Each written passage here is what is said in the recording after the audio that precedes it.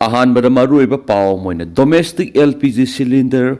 14.2 kg gi mamal cylinder ama refill tawda lupa humfu ngasidigi hengale hadi loinana commercial LPG cylinder gi oina 19 kg gi na lupa chamaga taraga manga hengale hadi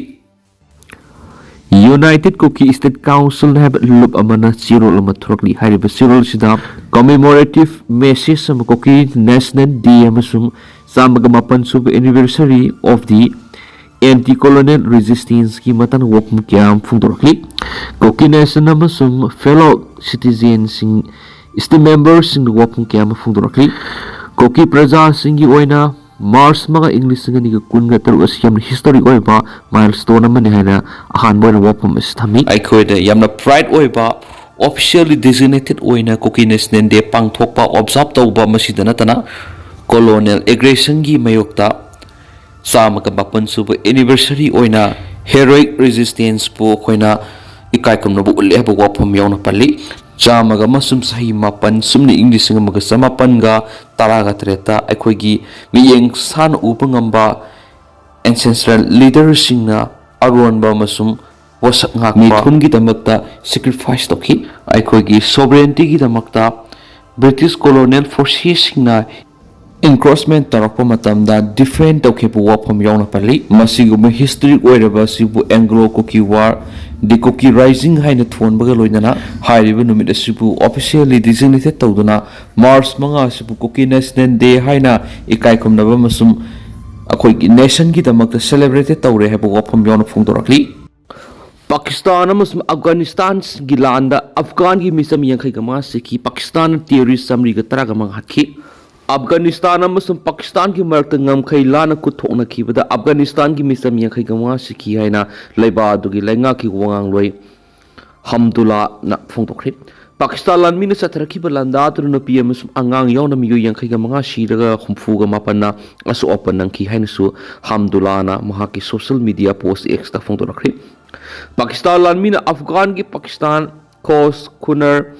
Nangar har amasung Kandahar province ng sathrakhiba landada Miyoi singado Ashi na amasung asopan mayo nakibani yomlo nariba laiba anina kuthok nakhiba duda Pakistan masangak thok sakhiba laiba adugi museum amatada target tawkhiba laiti haina phungdokhi Pakistan ki information minister Atola Tatar na phungdokhiba warol amada Pakistan ngamkhai lana Afghan landa khibada Afghan Taliban force amriga taraga mga hatki masum Miyoi songa ga marfugi matata asu opona khi haidi khawkiba yum sagaisan numitagi hauduna yumthang nariba laiba ani gi marakta ngamkhai lana kuthona khiba duda Pakistan gi lanmi yanghai ga taru hatpa ngamkhi haina Kabul na phungdokhi hawkiba sagol su numita yumlo nariba laiba ani gi marakta ukhatna begi sangwang khalakpa ga loinana Kabul na Pakistan gi matata laman khumbagi operation sathaduna Pakistan gi masing yamlaba lanmi sing asi hatkibani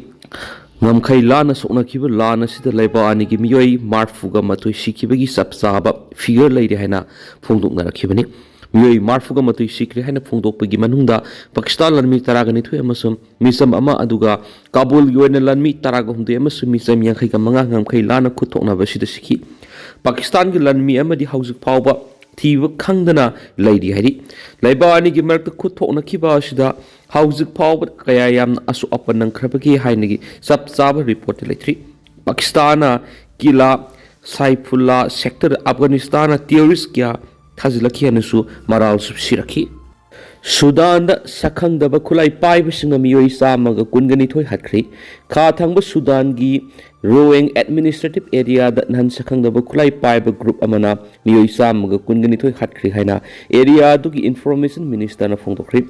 Sakhangdaba singa hatkhiba singa dugi manungda misam marfugani thoi yaukhi laiba asida khumja English singa ni ga taraga ni panda ing tapagi yana balai khrabasu itat tatana ing tappa singi yana ki basingbu thugai duna hana suna bigi thawdok sing thokpagi sang tha sida khangi hengalakhi laiba adugi information minister James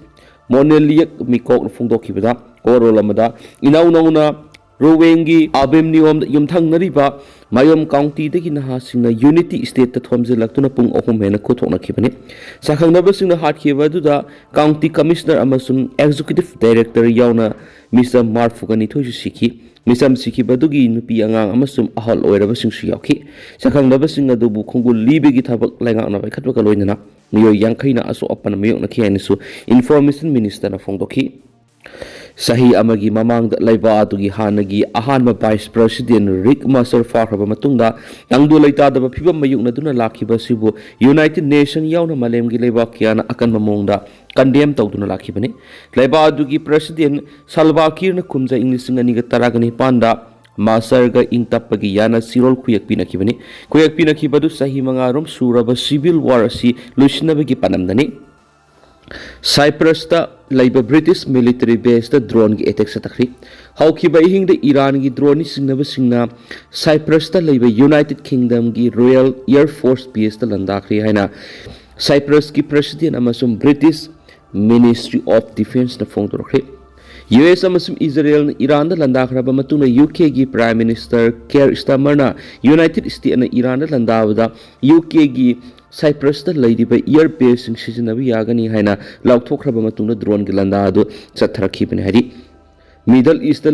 इथद लाइबाक Cyprus की president निकोस ngarang फोंदोखिबा वरोल अमदा Laiba Adoor लेरिबा मियाम असो एंगाम याउदनब section लेनबा पौताक पिखिबगा लोइनना मथौ ताब खुदिमक same सादुन लेराखि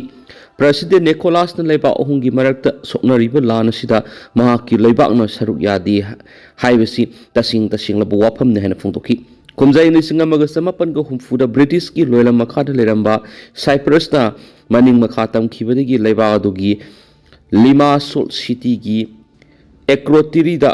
UK की air force base अनि मथौ तौदुना लाखिबनी air force military base असिदा UK की मिलिटरी फैसिलिटी बेस क्यासु लैरि साइप्रस की एट्रोटिरी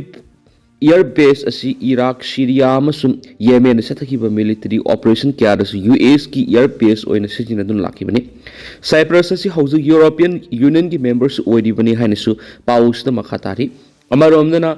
लेबानन की प्राइम मिनिस्टर हेजबोला की मिलिटरी एक्टिविटी सिंग येंसिंख्रे हाइदि लेबानन की प्राइम मिनिस्टर